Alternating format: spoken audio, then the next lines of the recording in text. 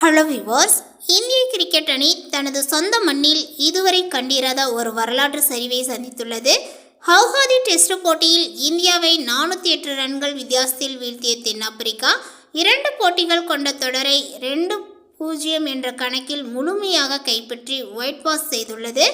இதன் மூலம் இந்திய கிரிக்கெட் வரலாற்றில் பார்த்தீங்கன்னா சொந்த மண்ணில் 2 முறை ஒயிட் வாஷ் செய்த முதல் மற்றும் ஒரே அணி என்ற உலக சாதனையை தென்னாப்பிரிக்கா படைத்துள்ளது. டெம்போ பவுமாவோ தலைமையிலான தென்னாப்பிரிக்க அணி இந்த தொடர் முழுவதும் பேட்டிங், பந்து வீச்சு, ஃபீல்டிங் என அனைத்திலுமே இந்தியாவை விட பல மடங்கு சிறப்பாக செயல்பட்டது. ஹவுகாதியில் பார்த்தீங்கன்னா முடிவடைந்த 2வது டெஸ்டில் 549 ரன்கள் என்ற இமாலய இலக்கை பார்த்தீங்கன்னா துரத்திய இந்திய அணி 5ஆம் நாள் ஆட்டத்தில் தென்னாப்பிரிக்கா பந்து வீச்சை சமாளிக்க முடியாமல் 140 ரன்களுக்கு சுருண்டது.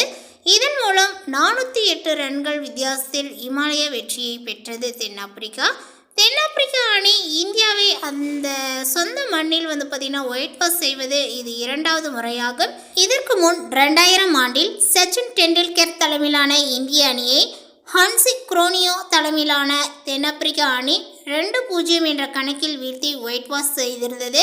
தற்போது 25 ஆண்டுகளுக்கு பிறகு மீண்டும் அதே சாதனையை நிகழ்த்தி இந்தியாவை அதனுடைய சொந்த மண்ணில் 2 முறை முழுமையாக தொடரை கைப்பற்றிய ஒரே அணி, உலக சாதனையை பெற்றிருக்கக்கூடிய அணி அப்படின்னா தென்னாப்பிரிக்கா அணி தன்வசப்படுத்தியுள்ளது அப்படின்னு சொல்லலாம். ஆஸ்திரேலியா, இங்கிலாந்து, வெஸ்ட் இண்டீஸ் போன்ற ஜாம்பாவன் அணிகளால் கூட செய்ய முடியாத சாதனையை தென்னாப்பிரிக்கா செய்து காட்டியுள்ளது.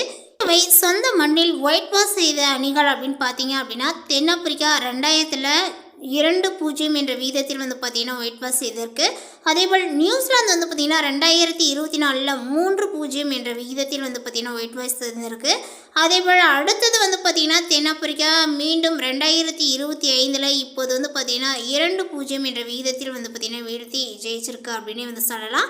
இந்தியாவில் பார்த்தீங்கன்னா இந்தியா விஎஸ் தென்னாப்பிரிக்கா டெஸ்ட் தொடர் அப்படின்னு பார்த்தீங்க அப்படின்னா 1996 பார்த்தீங்கன்னா இந்தியா வெற்றி பெற்றிருக்கு. அது 2-1 என்ற விகிதத்தில் பார்த்தீங்கன்னா இந்தியா வெற்றி பெற்றுச்சு.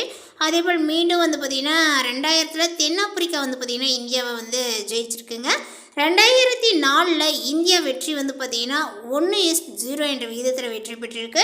2008 பார்த்தீங்கன்னா தொடர் ரெண்டு பேத்துக்கும் ட்ராவில் முடிஞ்சிருக்கு. அதேமாதிரி 2010 பார்த்தீங்கன்னா அதனுடைய தொடரானது ட்ராவில் முடிஞ்சிருக்கு.